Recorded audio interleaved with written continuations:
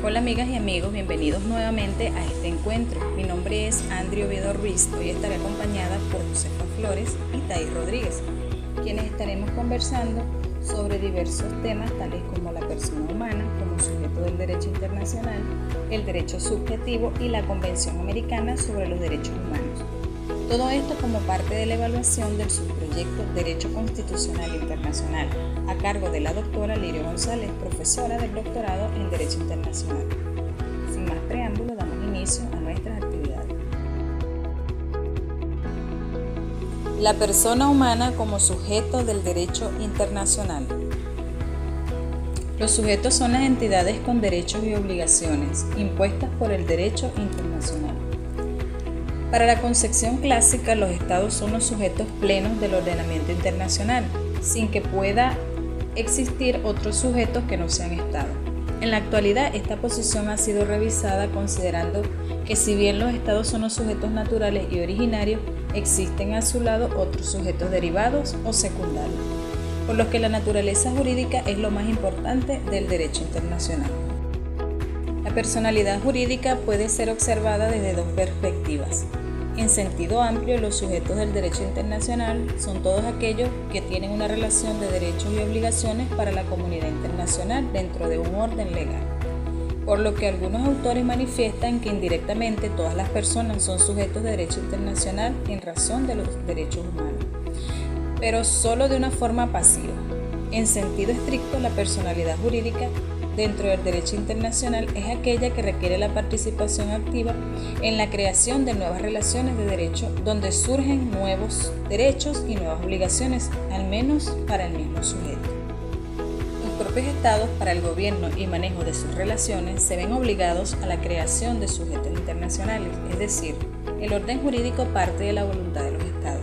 Los estados como sujetos creadores de derecho internacional tienen la prerrogativa de dar existencia a nuevas personas internacionales y la función privativa de los estados, que es la de elaborar las normas de derecho internacional, es compartida y delegada a estos nuevos sujetos, como por ejemplo las organizaciones internacionales o fuerzas armadas en misiones internacionales.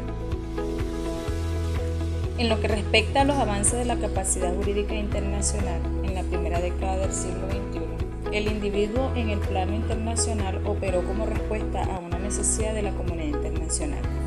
Aunque el escenario internacional contemporáneo sea enteramente distinto la de la época de los llamados fundadores del derecho internacional, nadie lo negaría, que propugnaron por una civitas máxima regida por el derecho de gente.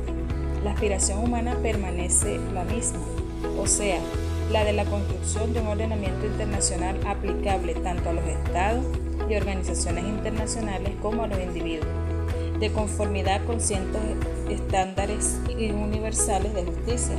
De allí la importancia que asume en este nuevo corpus juris de protección la personalidad jurídica del individuo como sujeto del derecho tanto interno como internacional. La Corte ha afirmado el deber del Estado de organizar el poder público para garantizar a las personas bajo su jurisdicción el libre y pleno ejercicio de los derechos humanos. Deber este que se impone independientemente de que los responsables de las violaciones de estos derechos sean agentes del poder público particulares o grupos de ellos. Cabe resaltar que tanto el Estado, creado a propósito para la realización del bien común, como los individuos que lo componen, son dotados de personalidad jurídica internacional, lo que hay de verdaderamente revolucionario en la evolución de la doctrina jurídica internacional como un todo en las últimas décadas. Es a mi modo de ver precisamente la consolidación de la personalidad y la capacidad jurídica internacional del individuo como sujeto del derecho internacional.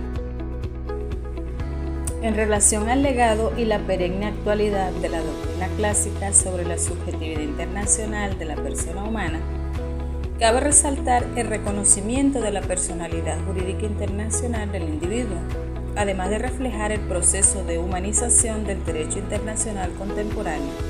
Resalta la apremiante necesidad de superar las limitaciones clásicas de su legitimatio a causa en el derecho internacional. Tanto el Estado, creado a propósito para la realización del bien común, como los individuos que lo componen, son dotados de personalidad jurídica internacional, lo que hay de verdaderamente revolucionario en la evolución de la doctrina jurídica internacional como un todo. En las últimas décadas es, a mi modo de ver, precisamente la consolidación de la personalidad y la capacidad jurídica internacional del individuo como sujeto del derecho internacional. En efecto, no hay cómo disociar el reconocimiento de la personalidad jurídica internacional del individuo de la propia dignidad de la persona humana. En una dimensión más amplia, la persona humana se configura como el ente que encierra su fin supremo dentro de sí mismo y lo que cumple a lo largo del camino de su vida bajo su propia responsabilidad. Efectivamente, la persona humana dotada de dignidad, que articula, expresa e introduce el deber ser de los valores en el mundo de la realidad en que vive, y solo ella es capaz de eso, como portadora de valores éticos. Para concluir, podemos afirmar que la personalidad jurídica a su vez se manifiesta como categoría jurídica en el mundo del derecho, como expresión unitaria de la aptitud de la persona humana para ser titular de derechos y deberes en el plano del comportamiento y las relaciones humanas reglamentadas. Mi nombre es Josefa Flores. Continuando con la exposición, me corresponde hablar sobre el derecho subjetivo, naturaleza y contenido. El derecho subjetivo es la facultad que tiene el sujeto para poner en marcha la acción procesal y la reclamación en juicio de sus pretensiones jurídicas. También desempeña un papel relevante en el ámbito del derecho público, el derecho penal y en el derecho administrativo, sobre todo en el derecho constitucional, pues los denominados derechos humanos son derechos subjetivos. Los derechos subjetivos pueden ser relativos cuando la obligación correspondiente a uno o varios sujetos individualmente determinados, absolutos cuando el deber correlativo es una obligación universal de respeto.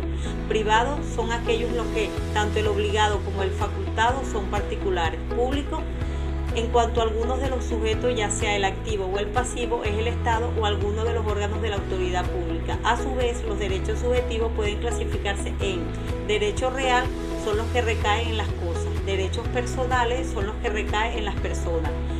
Asimismo, podemos acotar sobre el concepto de deber jurídico, el cual es la exigencia normativa para el sujeto pasivo de la relación de no impedir la actividad del titular del derecho subjetivo y, en su caso, someterse a la pretensión de éste.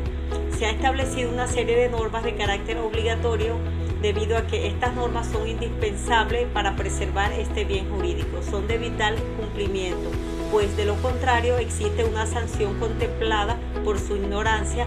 De allí se establece el concepto del deber jurídico como el seguimiento de una conducta determinada establecida por un legislador, la cual prevé una sanción impuesta por la norma a fin de preservar el bien jurídico. Continuamos con el punto, el graduar acceso de la persona humana a la justicia internacional. Efectivamente, la legitimatio a causa de los individuos pasó a ser considerada en relación con la creación de los tribunales internacionales a lo largo del siglo XX. La cuestión de la capacidad procesal de los individuos ante la Corte Internacional de Justicia y la Corte Permanente de Justicia Internacional fue efectivamente considerada en la redacción original del Estatuto de la Corte de la Haya. No hay como dejar de reconocer que el elemento predominante es precisamente la situación concreta de los seres humanos y no meras cuestiones abstractas de interés exclusivo de los estados litigantes en sus relaciones inter se. La centralidad de la víctima en el contencioso internacional de los derechos humanos. En primer lugar, tenemos que la protección de los derechos humanos debe ser dotada del locus standi in judicio de las presuntas víctimas. Dicho locus standi es la consecuencia lógica en el plano procesal de un sistema de protección que consagra derechos individuales en el plano internacional, por cuanto no es razonable concebir derechos sin la capacidad procesal de vindicarlos. En segundo lugar, el derecho de acceso a la justicia internacional debe hacerse acompañar de la garantía de la igualdad procesal de las partes, el cual es un elemento esencial. Sin él estará el mecanismo irremediablemente mitigado. En tercer lugar, tenemos, en casos de comprobadas violaciones de derechos humanos, son las propias víctimas la verdadera parte demandante ante la Corte, quienes reciben las indemnizaciones o reparaciones bajo la Convención Americana. Los individuos marcan presencia tanto en el inicio del proceso como al finalizar el mismo. La atribución de deberes al individuo directamente por el derecho internacional. A través de la creación de los tribunales penales internacionales ad hoc para enjuiciar los responsables por graves violaciones de los derechos humanos y el derecho internacional humanitario, dieron un nuevo ímpetu a la lucha de la comunidad internacional contra la impunidad, como una violación per se de los derechos humanos, además de reafirmar el principio de la responsabilidad penal internacional del individuo por tales violaciones y buscar así prevenir crímenes futuros. La consolidación del acceso del ser humano a la justicia internacional. El acceso del ser humano a la justicia internacional se aceleró con la entrada en vigor de la Convención Europea de Derechos Humanos en el año 1953 y posteriormente de la Convención Americana sobre los Derechos Humanos en el año 1978. Respecto a la Convención Europea de Derechos Humanos, tenemos que en el artículo 25 de la misma convención confiere a los individuos demandantes recurrir libremente sin que el Estado parte impida su iniciativa, al derecho de petición individual, al disfrute de su autonomía. Cualquier obstáculo interpuesto por el Estado parte a su libre ejercicio sería una violación adicional de la convención, paralelamente a otras violaciones que se comprueben de los derechos sustantivos consagrados en la misma. Respecto a la Convención Americana sobre los Derechos Humanos tenemos, su importancia ha sido fundamental y no podría jamás ser minimizada. El artículo 44 de la Convención Americana es muy clara al referirse donde consagra la petición individual. Se revistió de significación especial, no solo fue su importancia para el mecanismo de la Convención, sino que también representó un avance en relación a lo que hasta la adopción del Pacto de San José en el año 1969 había logrado al respecto. En el ámbito del derecho internacional de los derechos humanos, la Convención Americana tornó el derecho de petición individual. Buenas, mis queridos amigos, mi nombre es Thais Rodríguez. El punto es la Convención Americana de los Derechos Humanos. Es el tratado más importante del continente americano. Es la Convención Americana de los Derechos Humanos. La Convención Americana fue adoptada en 1969 en San José de Costa Rica y por eso se conoce también como Pacto de San José. La convención entró en vigor el 18 de julio de 1978. La convención establece la obligación general de respetar y garantizar los derechos humanos de todas las personas sin discriminación y también de adecuar la legislación interna para que no sea contraria a lo que establezca la Convención Americana. Incluye además un catálogo de derechos civiles y políticos, como el derecho a la vida, a la integridad, a la libertad personal y a las garantías judiciales. Una disposición sobre los derechos económicos, sociales y culturales, regulaciones aplicables a las situaciones de emergencia, normas de interpretación y establece 2 órganos encargados de supervisar el cumplimiento de la Convención Americana. Primero, la Convención Interamericana de los Derechos Humanos, que ya existía desde antes, pero la Convención Americana le atribuye nuevas funciones. Segundo, la Corte Interamericana de Derechos Humanos, un órgano judicial que es el intérprete máximo de la Convención Americana. Por ejemplo, la libertad de expresión no se queden solo con el artículo 13 de la Convención, que refiere a la libertad de expresión, sino que además busquen qué ha dicho la Corte Interamericana sobre cómo se interpreta ese artículo 13 de la Convención.